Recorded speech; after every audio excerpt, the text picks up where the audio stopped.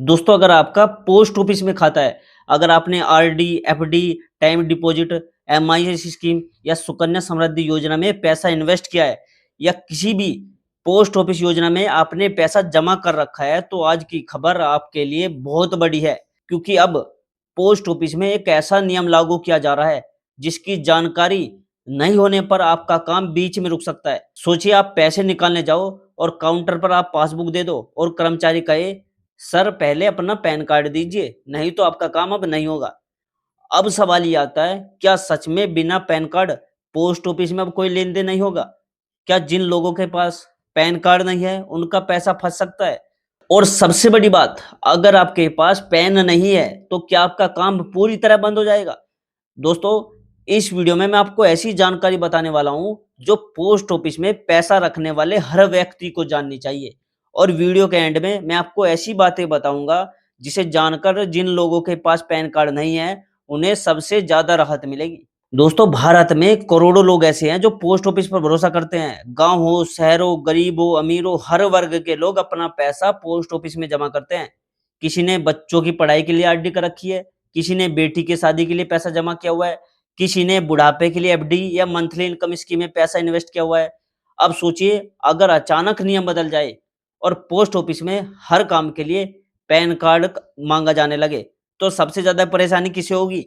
उन लोगों को जिनके पास पैन कार्ड नहीं है, ठीक है, या जिन्होंने अभी तक अपना पैन कार्ड अपडेट नहीं कराया है। लेकिन क्या इसका मतलब यह है अब कि बिना पैन वालों का पैसा रुक जाएगा? इसका जवाब आपको आगे मिलेगा वीडियो में, तो पूरी वीडियो देखेगा, पूरी जानकारी समझिएगा। दोस्तों, सबसे समस्या बड़ी ये है कि आज भी लाखों लोगों के पास पैन कार्ड ही नहीं है। कई बुजुर्गों ने पोस्ट ऑफिस में वर्षों पहले खाता खुलवाया था, कई साल हो गए, लेकिन पैन कार्ड जमा नहीं किया। कई लोगों को तो ये भी नहीं पता कि उनके ब्याज पर टीडीएस कब कटता है।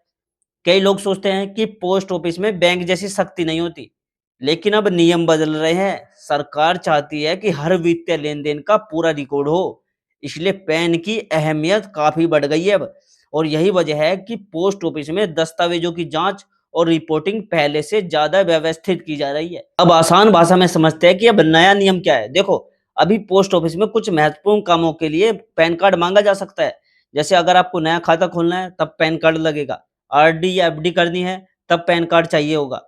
टाइम डिपॉजिट में इन्वेस्ट करना है, तब पैन कार्ड लगेगा। मंथली इनकम स्कीम में पैसा लगाना है, तब पैन कार्ड चाहिए। बड़ी रकम जमा करनी हो, बड़ी रकम निकालनी हो, यानी अब पोस्ट ऑफिस जो है, वो धीरे-धीरे बैंकिंग सिस्टम की तरह काम करेगा। अब कुछ लोग यार ये सोचते हैं कि पैन कार्ड नहीं है तो क्या होगा? देखो, यहीं पर सबसे बड़ा सवाल आता है, अगर आपके पास पैन कार्ड नहीं है, तो क्या आपका काम रुक जाएगा? इसका जवाब है देखो नहीं। लेकिन आपको यहाँ एक अतिरिक्त घोषणा पत्र देना पड़ सकता है, जिसे फॉर्म 97 कहा जा रहा है। इसमें आपको अपना नाम, पता, लेन-देन की राशि और पहचान संबंधी जानकारी देनी होगी। यानी पैन कार्ड नहीं होने पर भी काम हो सकता है, लेकिन प्रक्रिया फिर थोड़ी लंबी हो जाएगी। अब टीडीएस बचने के क्या नियम है? क्योंकि कुछ लोगों को तो ये भी नहीं पता होता कि उनकी एफडी पर, उनकी पैसे पर टीडीएस कटता है। देखो, अगर जो आपका ब्याज टैक्स योग्य सीमा से नीचे है, तो आप आवश्यक घोषणा देकर टीडीएस कटने से बच सकते हो।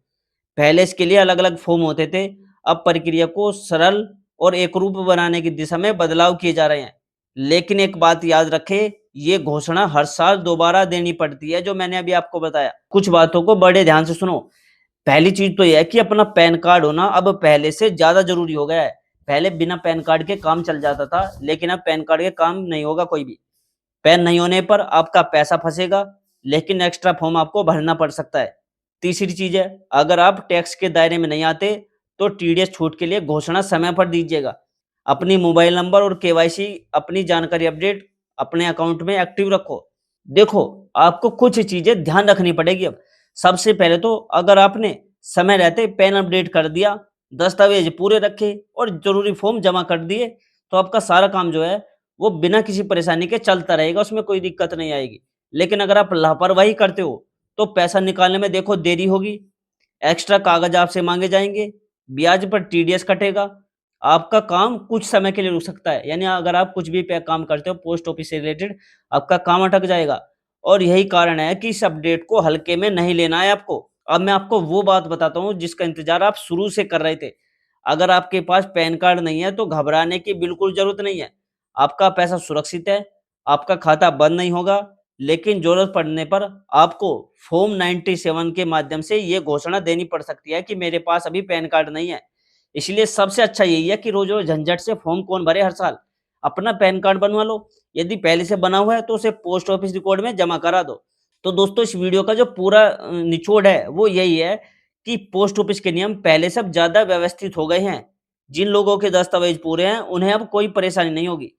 ठीक है? अगर दोस्तों आपको जानकारी काम की लगी हो तो वीडियो को दोस्तों लाइक कीजिएगा, चैनल को सब्सक्राइब कीजिएगा और इस वीडियो को अपने उस दोस्त, फ्रेंड, रिश्तेदार सभी के साथ शेयर कीजिए जो पोस्ट ऑफिस में पैसा जमा करता है या पोस्ट ऑफिस में किसी ने पैसा लगा रखा है। क्योंकि ये खबर उनके बहुत काम आ सकती है, बहुत काम की है ये। अगर उन्हें तब जाकर वे जब पोस्ट ऑफिस में जाएँगे तब जाकर पता चलेगा तो बहुत दिक्कत हो जाएगी। वे कहेंगे कि यार हमें तो पता ही नहीं था। इसलिए वीडियो को ज़्यादा से ज़्यादा फैला दो और कमेंट में ये लिखना कि आप कौन से स्टेट से, कौन से शहर से मेरी वीडियो देख रहे हो और क्या आपने भी पोस्ट ऑफिस में पैसा लगाया हुआ है और कौन-सी स्कीम में आपने पैसा लगाया हुआ है। ये भी बताना कमेंट में। और मैं मिलता हूँ दोस्तों आपसे अगली वीडियो में एक नई जानकारी, एक नए अपडेट के साथ। तब तक के लिए दोस्तों जय हिंद, जय भारत।